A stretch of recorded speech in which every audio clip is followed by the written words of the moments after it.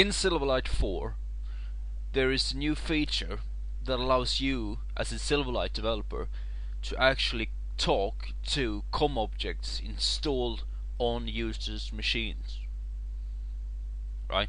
So this will only happen if the user or the user's IT department have allowed you to do so. So the users have to install your application and allow you to do this. But if they do, this will open up for a whole new way of thinking, because this means that you can now access objects on the user's machine and grab that functionality and use that within your Silverlight application. And we've seen examples from the PDC and after the PDC and blog posts, etc., on how to do this, but most of them have been sort of with Excel. So from your Silverlight application you can send data to Excel, and from Excel you can send data back to Silverlight, and you can create charts in Excel from Silverlight, and they can sort of talk to each other, right? But what I'd like to show you in this video is a way for Silverlight, for a Silverlight application, to talk to an ArcSDE database using Arc objects by using COM objects that I wrote. So I would like the user, in this case of a web mapping application, click on a point on a map, fire off a request into ArcSDE to grab some features, returning them back into the Silverlight application.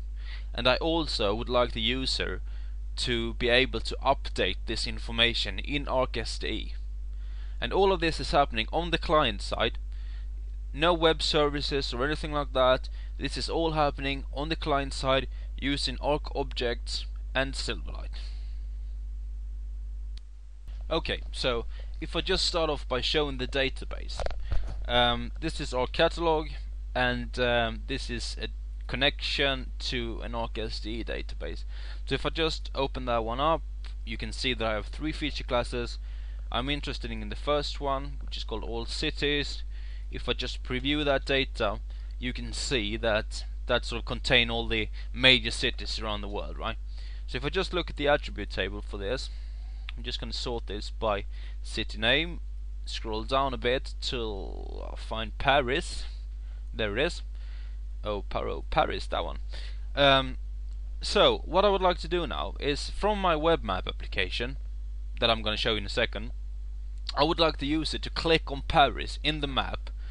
I want to then query this ArcSDE database, bring back this record of Paris to the user, and I want the user to be able to look at this data but also edit that data and send the edits back into ArcSDE and save them in ArcSDE. And again, I don't want to use any web services or anything. I want all of this to happen on the client side from my Silverlight application. Okay, so this is the web map application. This is built using the ESRI ArcGIS Server Silverlight API. It's just a base map of the world, and it's just one graphics point here that sort of represents Paris in this case. It's got no attribute or anything, it's just one point sort of represent Paris, right? So if you look here in the top left corner, you can see a section here where I can type in the connection string to the SDE database. And below that one, this is where I want my results from ArcSDE to be displayed, right? But in order to do so, in order to access this COM objects on the user's machine, the user needs to approve this. And in order to do so, they need to install the application. This can be done by the developer. If I would like to have a little button up here that would do that, that would be fine. But sort of by default, the user can right click on the application and install it. This brings up the warning message box that tells you, do you really want to install this application?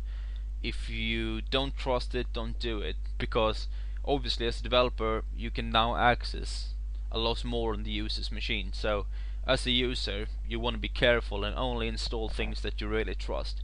The good thing though is that this can be centrally managed through group policies in Active Directory. So that's quite good. So I'm just going to go ahead and install it. This will open up the out of browser application, and as an out of browser application with elevated permissions, I now have access to the COM objects on this machine and a bunch of other things as well, but I have now not got enough in order to do some cool stuff. Okay, so I'm just gonna go ahead now and try to grab the features from ArcSDE. So I'm just gonna type in the password so that I have enough information in my connection string to sort of connect to ArcSDE. I'm then just gonna go ahead and click on the Paris graphics, and as you can see now, this opens up a message box saying that my licenses for network analyst, 3D analyst and spatial analyst has expired. So this is actually an Arc view thing that pops up from a Silverlight application. That's sort of the first sign that we're now doing something outside Silverlight. I'm just going to go ahead and click OK for that one, and hopefully, yeah, there you go, the information here is coming from ArcSDE. So if I'm just open up our catalog here, sort of bring that next to that, you can see that it's the same information in here that it is in our catalog. So I have now grabbed the information from ArcSDE from Silverlight on the client side. So I'm just going to go ahead and show you one more thing, and that is to show you that if I just change the name now to from Paris to Paris 2, hit the update button, go back into my Arc catalog, just to do the refresh, you can see now that the information has now been updated in ArcSDE from Silverlight using Arc objects on the client machine. So that's pretty cool actually. Okay, so if I open up Visual Studio now, you can see that I have two projects in the solution. One which is the web project, which is sort of just hosting the Silverlight project. This is the Silverlight project, and this is the sort of code behind file to the main page example. So this is the function that's executed when the user clicks on that Paris graphic point, and this is when we query in ArcSDE. So as you can see here, I'm using now the new keyword in C# called dynamic. So I'm creating a new dynamic object using this new Silverlight 4 feature to create my objects, passing in the ID for the COM class. Once I've done that, I can actually start using that object. So I'm in this case using a function on that object called search_SDE, passing in the city, which is in this case hard coded to Paris, and then send in the connection string to ArcSDE that I will use in my COM object in Arc objects then to connect to ArcSDE. Right. The results that's brought back to me is all the information about Paris. I'm just passing that on into another function to sort of just display the results in Silverlight.